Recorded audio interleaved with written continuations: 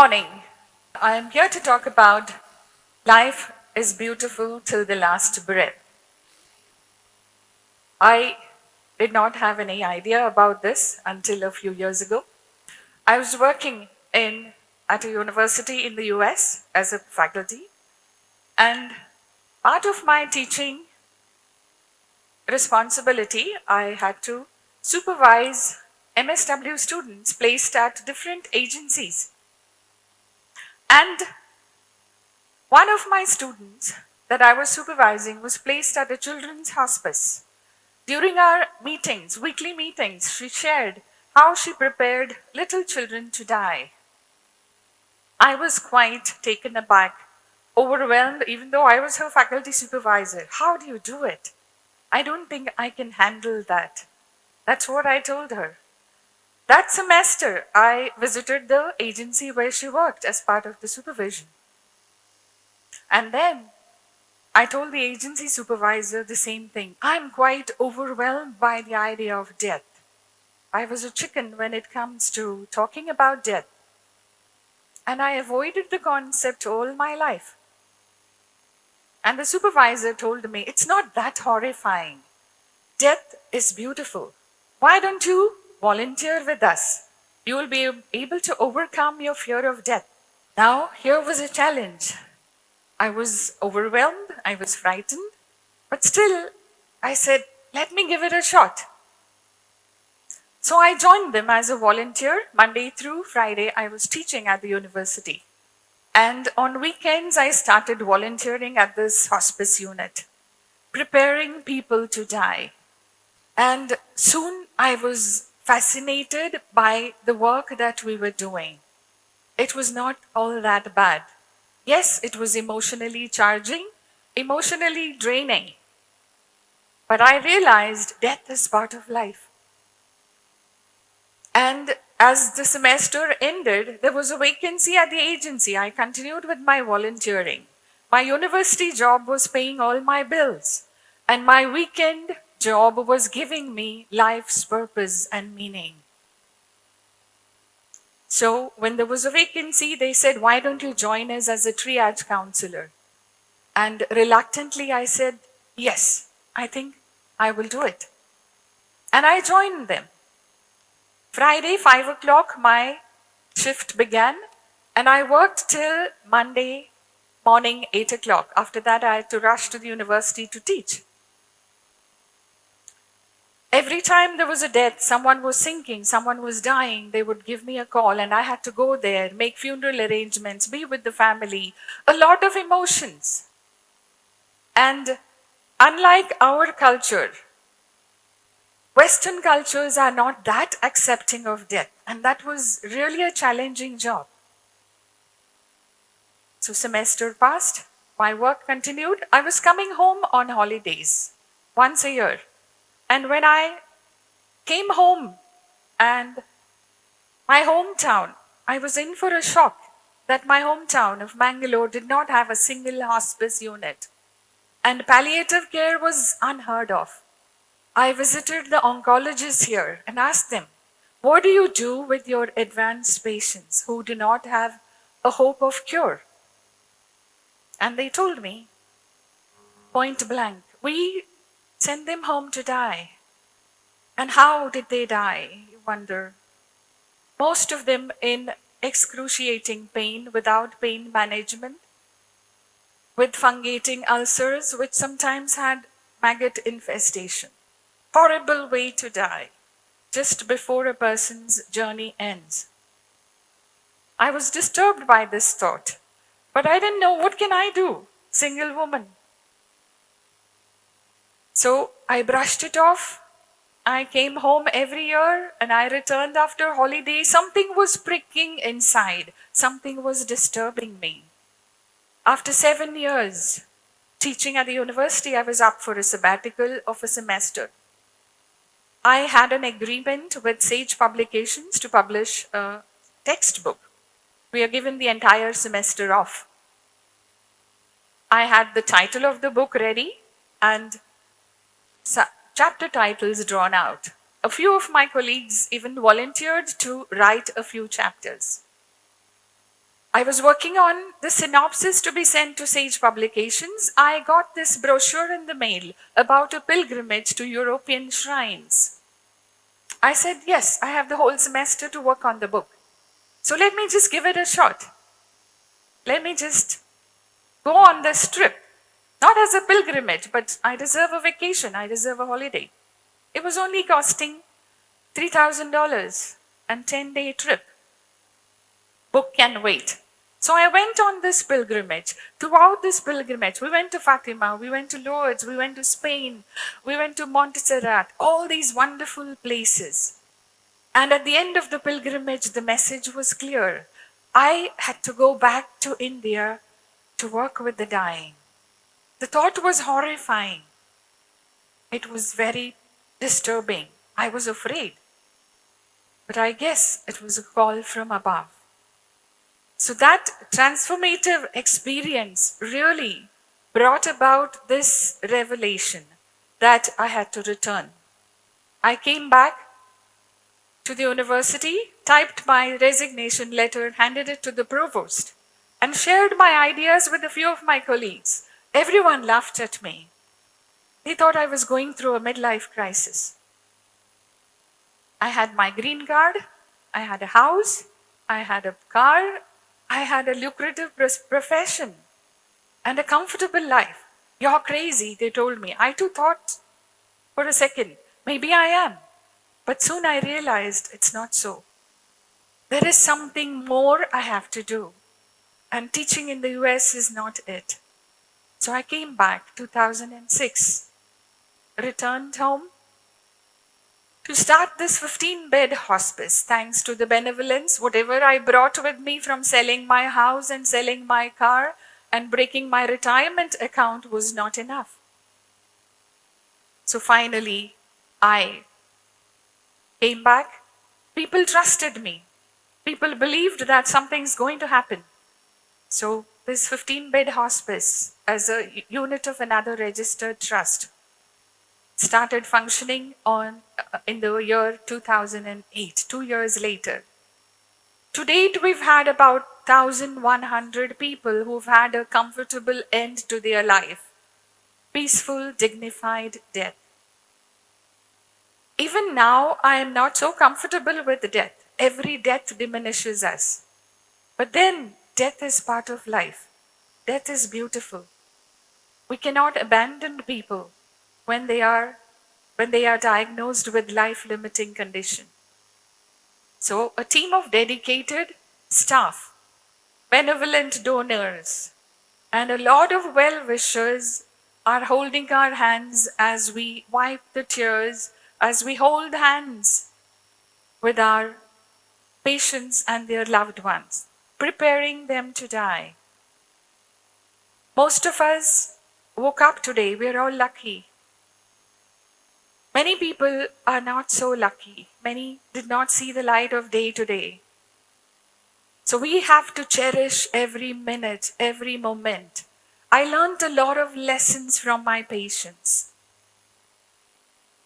Palliative care philosophy goes back to Dame Cicely Saunders, who founded the palliative care movement. In every field we have fathers. In palliative care we have a mother. So Cicely Saunders says, you matter because of who you are. You matter to the last moment of your life. And we will do all we can, not only to help you die peacefully, but also to live till you die. So palliative care is not hastening death. It is not prolonging life. We don't have ICU facilities. There are no monitors. There is no blood transfusion. There is no chemotherapy. There is no radiation. There is no cardiopulmonary resuscitation. When the heart stops, that's the time of death. There is no attempt to extend life. No attempt to cut down or cut short the life either. How do we embrace this mortality?